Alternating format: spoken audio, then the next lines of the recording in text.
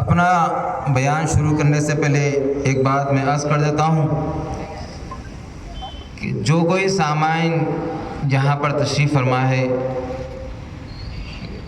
جو کچھ بیان کرتے ہیں وہ یہ سمجھے کہ یہ بیان میرے لیے ہی ہو رہا ہے، تبھی تو آپ کو بات سمجھ نہیں آئے گی۔ یہ بیان میرے لیے ہی کیا جا رہا ہے، ورنہ واٹس ایپ پہ جو آج کل اسٹیٹس رکھ رہے، جو کچھ اچھی بات ہو رہی وہ ہم اپنے اوپر لے رہے اور جو کچھ بری بات ہو رہی ہم کسی اور پر ڈھکل دے رہے۔ تو ایسا نہیں ہونا۔ جلسے میں جو کچھ بتایا جا رہا ہے اور جلسہ یہاں پہ منعقد آپ حضرات کے لیے کیا گیا ہے، فی زمانہ ہم یہ دیکھ رہے ہیں زمانے کے حالات دن بدن خراب ہوتے جا رہے ہیں، ہماری نسلیں برباد ہوتی جا رہی ہیں۔ ہم کو اپنی بھی حفاظت کرنا ہے اور اپنے بچوں کی بھی حفاظت کرنا ہے۔ ہم اپنے آپ کو عاشق رسول کہنے کا دعویٰ تو کرتے ہیں، ہم اپنا جائزہ لیں کہ ہم کتنے عاشق رسول ہیں۔ ابھی رات کے غالباً 10:30 بج رہے ہیں، کچھ لوگ جلسے سے رخصت ہو رہے ہیں۔ ایسا نہیں ہونا چاہیے۔ اللہ کے رسول صلی اللہ تعالیٰ علیہ وسلم کو اللہ نے رحمت للعالمین بنا کر بھیجا، وہ ہمارے لیے رحمت للعالمین ہے اور تمام جہانوں کے لیے رحمت للعالمین ہے۔ اللہ کے رسول صلی اللہ علیہ وسلم پہ آپ کے یہاں فریاد کرتے تو شق القمر ہو جاتا، کبھی آپ اشارہ کرتے تو ڈوبا ہوا سورج لوٹ کر آتا۔ لیکن ہم عاشقان رسول کو یہ سمجھنے کی ضرورت ہے کہ اللہ کے رسول نے اتنا اختیار رکھنے کے بعد اللہ کے رسول پر جتنی مصیبتیں آئی آپ نے برداشت کیا، اور صرف اس لیے برداشت کیا کہ میری امت سکون سے رہے۔ اللہ کے رسول نے کیوں تکلیف برداشت کی؟ ہمارے سکون کے لیے۔ آج ہم جو سکون سے سانس لے رہے ہیں، آج ہم جو پیدائش مسلمان کے گھر میں ہو رہی ہے، تو یہ بھی اللہ کے رسول کی دی ہوئی دین ہے۔ آج ہم کو مشقت کرنے کی ضرورت نہیں ہے دین حاصل کرنے کے لیے۔ اللہ کے رسول نے مشکلات اٹھائی ہے اور تو صرف ہمارے لیے اٹھائی ہے۔ رحمت للعالمین ایک مرتبہ مکہ شریف میں نماز ادا کر رہے تھے، تو وہاں کے جو لوگ ایمان نہیں لائے تھے ہمیشہ سرکار کو تکلیف دیا کرتے تھے۔ تو ایک وقت اللہ کے رسول صلی اللہ علیہ وسلم کے پر اونٹ کی چمڑی لا کر ڈال دیے۔ میرے پیارے بھائیوں، سمجھو کہ اللہ کے رسول کو کیسی کیسی تکلیف دی گئی، اور اللہ کے رسول نے وہ تکلیف کس لیے برداشت کی؟ صرف ہمارے لیے برداشت کی ہے۔ حضرت ابوبکر صدیق رضی اللہ تعالیٰ وہاں سے گزر رہے تھے، تو آپ نے دیکھا کہ مکے کے سامنے یہ اونٹ کی چمڑی کیوں پڑی ہوئی ہے، اور وہ چمڑی ہل رہی تھی۔ تو جب آپ قریب پہنچے تو دیکھا کہ چمڑی کے اندر کوئی بیٹھا ہوا تھا، اور وہ چمڑی اتنی وزن تھی کہ اٹھ نہیں رہے تھے۔ تو حضرت ابوبکر صدیق اپنے ہاتھ سے چمڑی کو اٹھا کر بازو پھینکے تو دیکھا کہ وہاں پر چمڑی کے نیچے رحمت للعالمین بیٹھے ہوئے تھے۔ اس وقت کے غیر مسلم نے آپ کو ایسی بھی تکلیف دی ہے، لیکن اللہ کے حضرت ابوبکر صدیق بولے یا رسول اللہ اس قوم کے لیے بدعا دے دی۔ اللہ کے رسول نے فرمایا کہ نہیں، میں وہ وقت دیکھ رہا ہوں کہ ان کی نسل میں مجھ پہ لوگ ایمان لائیں گے۔ سبحان اللہ۔ اللہ کے رسول ہم کو دیکھ رہے تھے، ہمارے ایمان کو دیکھ رہے تھے۔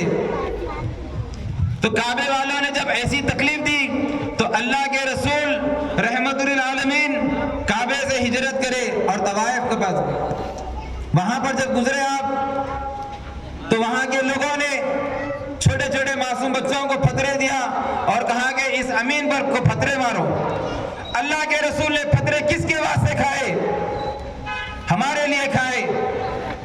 اور آج ہم عاشق رسول بنے کا دعویٰ کر رہے ہیں، ہم کون سی تکلیف اٹھا رہے ہیں؟ کون ہم کو پتھر مار رہا ہے؟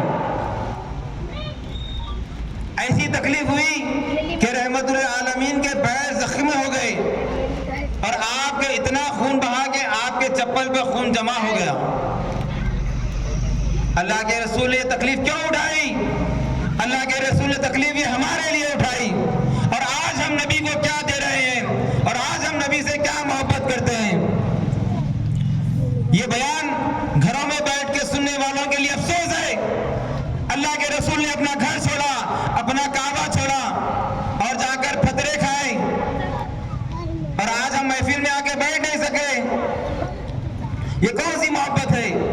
یہ کون سا دعویٰ ہے عشق کا؟ اس کے بعد وہاں سے اللہ کے رسول صلی اللہ علیہ وسلم کو اتنی تکلیف ہوئی, اتنا زخم ہوا کہ رحمت للعالمین بے ہوش ہو گئے. تو آپ کے ساتھ ایک آپ کا خادم, آپ کا امتی تھے, آپ کو اٹھائے. اس کے بعد حضرت جبرائیل علیہ السلام آسمان سے تشریف لائے. کہا یا رسول اللہ آپ حکم دے دیں, ایک اشارے پہ پیچھے جو پہاڑ ہے تو ان کو ملا دوں گا, یہ قوم ختم ہو جائے گی. اس وقت اللہ کے رسول نے ہمارا خیال کیا. اللہ کے رسول نے فرمایا کہ اے جبرائیل, میں ان کی آنے والی نسل کو دیکھ رہا ہوں کہ وہ میرے ہاتھ پر کلمہ پڑھیں گے. تکلیف اٹھائے, اپنا لہو دیا امت کے خاطر, اور آج ہم اپنے نبی کو کیا دے رہے ہیں؟ ہم کو اپنی اصلاح کرنا ہے, ہم کو سوچنا ہے کہ ہم ہمارے نبی کے لیے کیا کر رہے ہیں.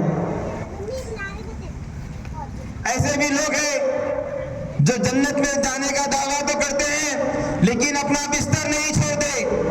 یہ کون سی محبت ہے؟ یہ کون سا دعویٰ ہے؟ آج ہمارے نسل کو اصلاح کی ضرورت ہے. یہ نہیں کہ انہیں کیا ہے, انہیں کیا ہے, وہ غلط ہے, یہ غلط ہے, وہ جماعت غلط, یہ جماعت غلط. میرے بھائی وہ اختلافاتی باتیں چھوڑے.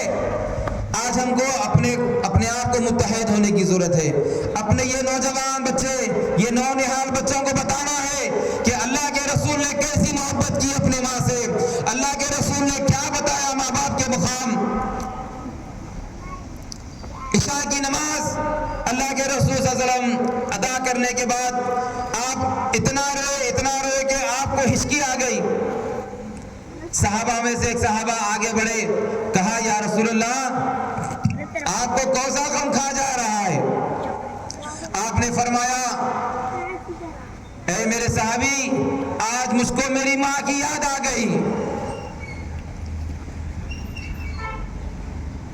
اگر میں نماز کے لیے کھڑا ہو جا, اگر سورہ فاتحہ شروع بھی کر دیا, اگر میری ماں کہتی بیٹے محمد, تو میں نماز کو چھوڑ کر میری ماں کے لیے لبیک کہتا.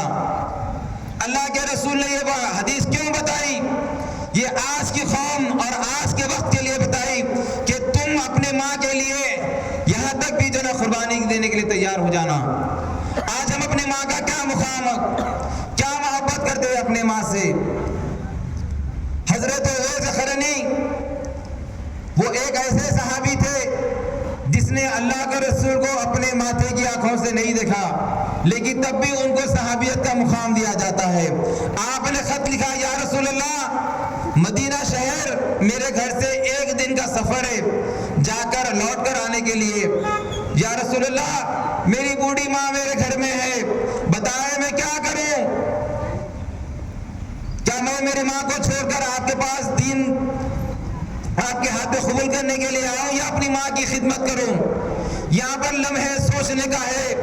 اللہ کے رسول نے ماں کا مقام بتایا اور یہ ماں کا مقام ہمارے لیے بتایا. یہاں پر جتنے لوگ سن رہے ہیں وہ لوگ یہ سمجھے کہ یہ بات میرے لیے ہی بتا جا رہی ہے, کیونکہ ہماری سب کی مائیں ہیں اور ہم کو اپنے ماں کا ریسپیکٹ کرنا ہے.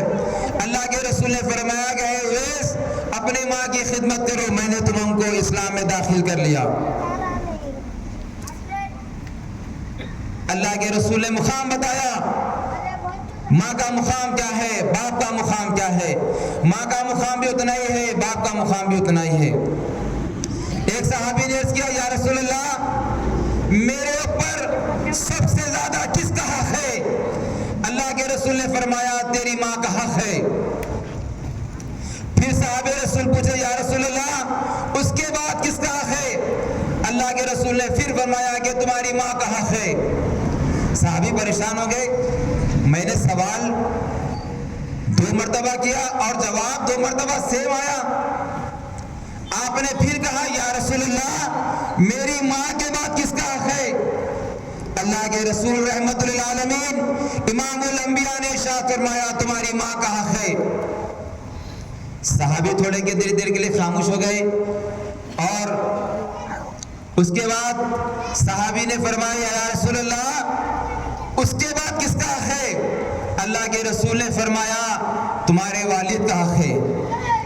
یہ حدیث وہ صحابی کے لیے نہیں تھی، وہ حدیث ہمارے لیے بھی ہے، کیونکہ یہ ماں کا مقام وہ صحابی کے ماں کا مقام اللہ کے رسول نے نہیں بتایا، اللہ کے رسول نے ماں کا مقام بتایا اور اپنے والد کا مقام بتایا۔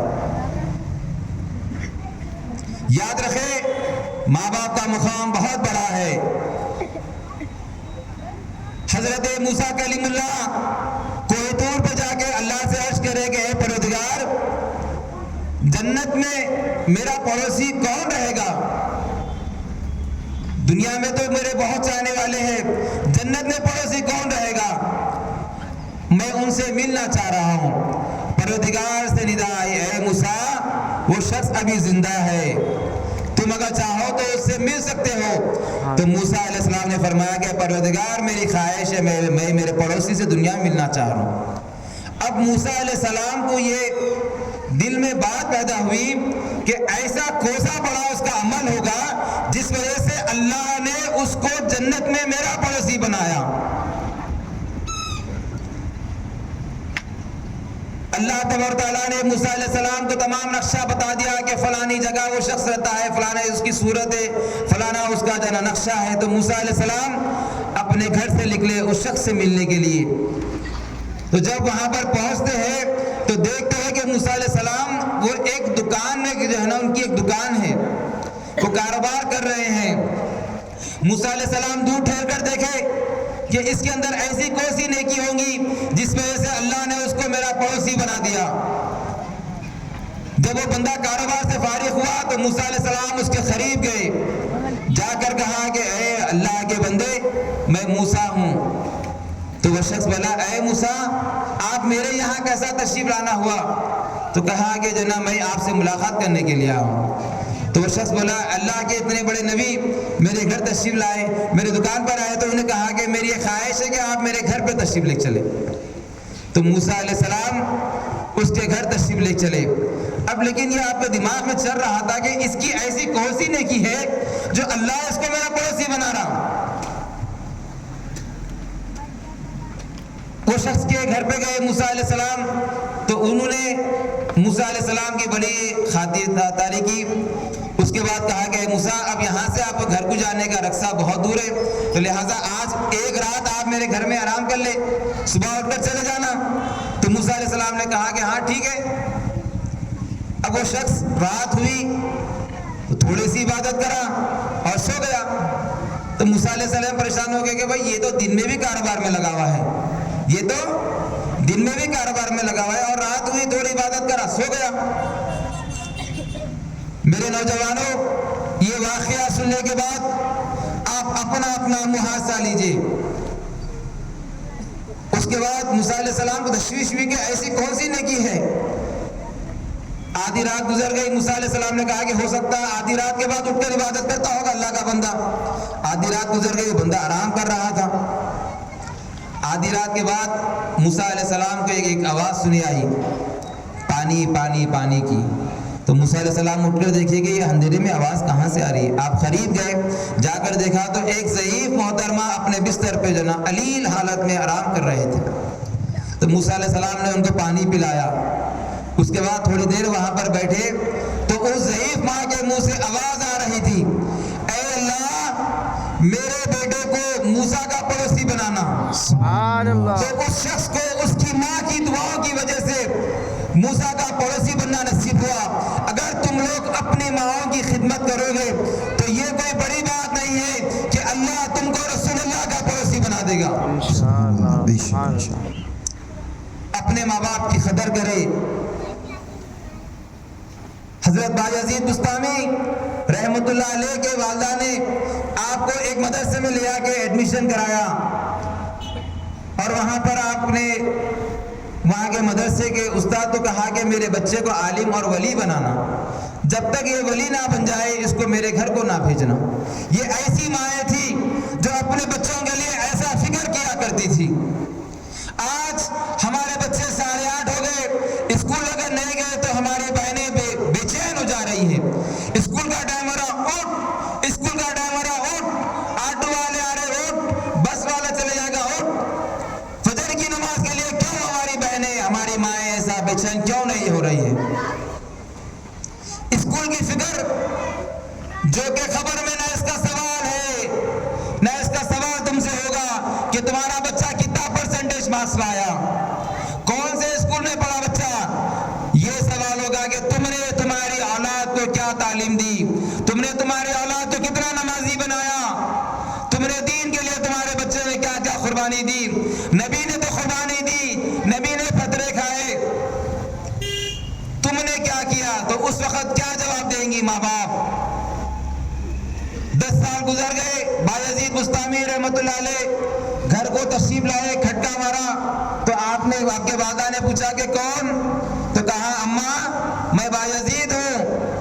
آپ کی والدہ نے اندر سے آواز دیا کیا تو نے عالم بن گیا ہے؟ کہا اماں الحمدللہ۔ کیا تجھ کو ولایت مل گئی؟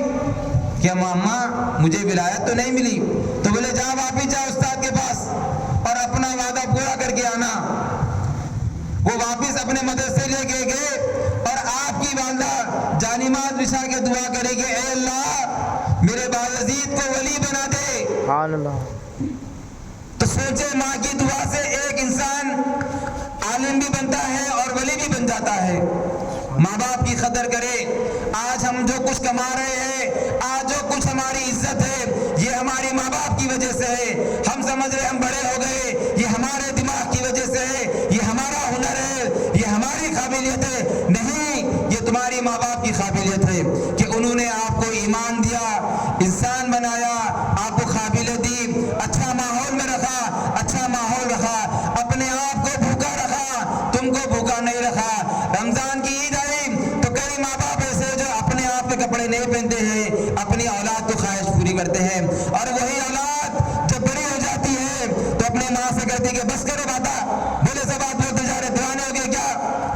اے نادان، تے ماں باپ دیوانے نہیں ہوئے۔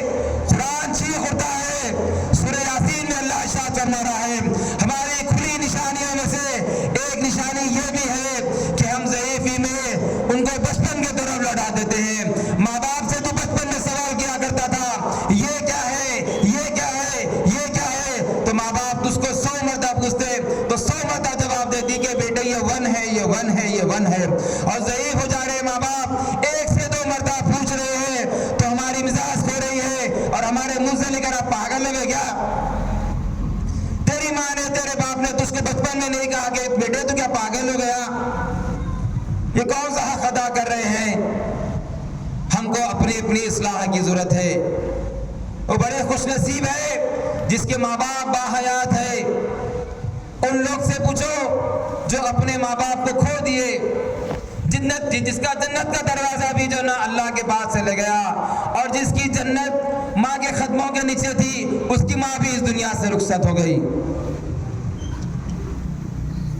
حضور غوث الاعظم دستگیر کے والدہ کا ایک واقعہ عرض کر رہا ہوں، کیونکہ میلاد النبی کا بیان ہم کو مولانا سمیع الدین صاحب اور ہمارے مسجد کے امام صاحب سے سننا ہے۔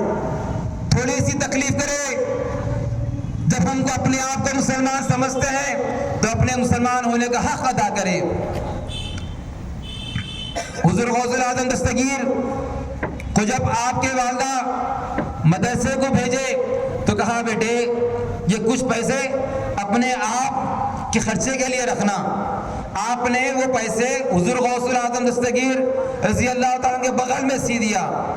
قافلہ جب نکلا شہر سے دوسری جگہ گیا تو وہاں پر ڈاکوؤں نے قافلے پہ حملہ کر دیا، تو ایک چور آیا، آ کر دیکھا تو بولا یہ تو معصوم بچہ ہے، چھوڑ دیا۔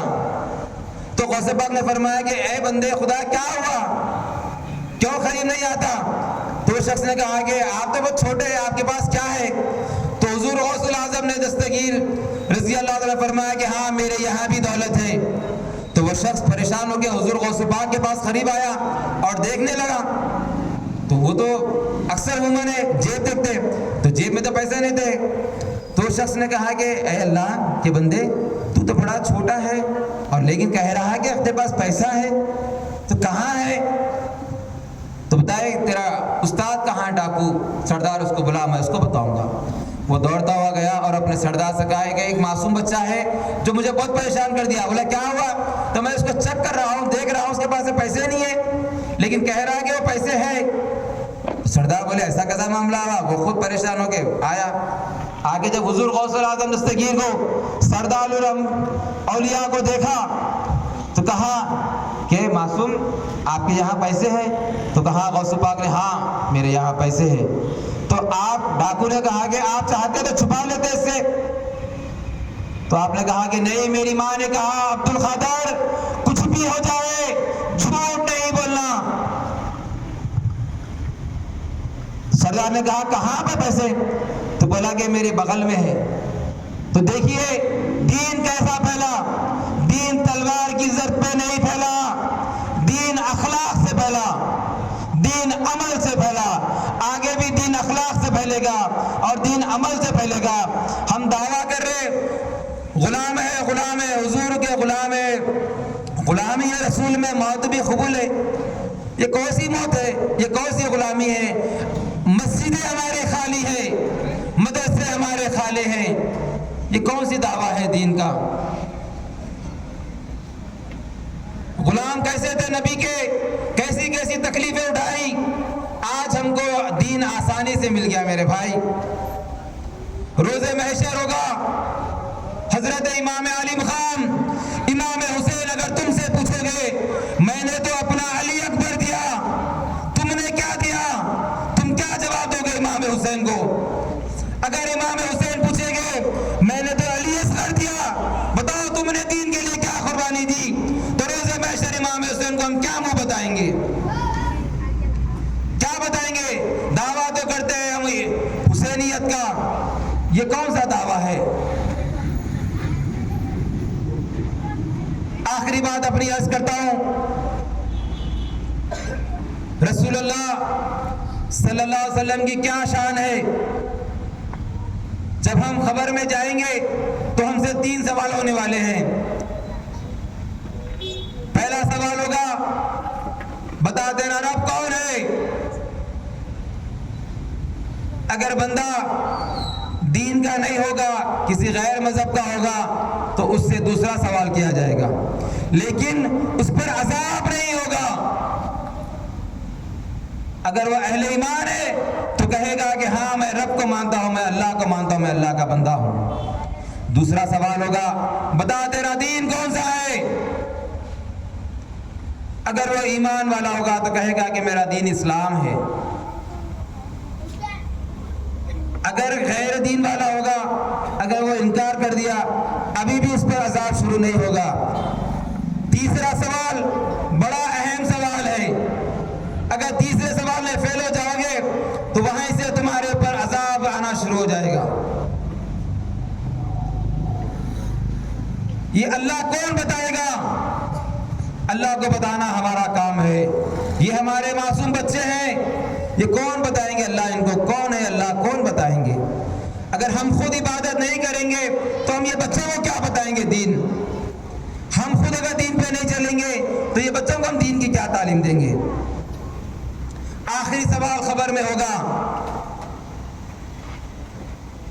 کہ یہ جو بندہ خدا ہے اس کے بارے میں تیرا کیا خیال ہے؟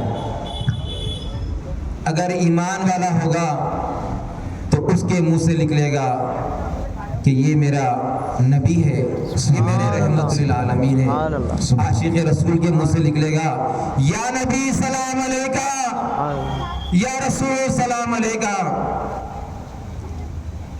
کسی عاشق نے کیا پیارا کلام لکھا, زمین و زمان تمہارے لیے, مکین و مکان تمہارے لیے, ہم آئے یہاں تمہارے لیے. یا رسول اللہ خبر میں اٹھیں گے بھی تو تمہارا نام لے کے یا رسول اللہ صلی اللہ علیہ وسلم. اللہ تعالیٰ سے دعا ہے پروردگار عالم جتنے یہاں پہ تیرے بندے بیٹھے ہوئے اللہ ان سب کو یہاں پہ بیٹھنے کا بہتر سے بہتر اجر عطا فرما. اور میری ادباً درخواست ہے، میری خواہش ہے، اگر کوئی میرا دل توڑنا نہیں چاہ رہے تو میرے لیے ایک چھوٹا سا احسان کر دے میرے اوپر. کوئی اٹھ کر نہ جائے، چاہے شیطان کسی بہانے سے تمہارے دل میں کوئی خیال ڈال دے، کوئی اٹھ کر نہ جائے، کیونکہ یہ محفل ہماری محفل نہیں ہے. یہ جس کی محفل ہوتی ہے وہی سجاتے ہیں، آتے ہیں وہی جسے آقا بلاتے ہیں. جب اللہ کے رسول نے آپ کو بلایا ہے تو آپ اللہ کے رسول کی مرضی سے یہاں سے جائیں. اللہ کی مرضی، اللہ کے رسول کی مرضی کیا ہوگی؟ اختتام پہ جائے. وما علینا الا البلاغ المبین. السلام علیکم رحمۃ اللہ وبرکاتہ.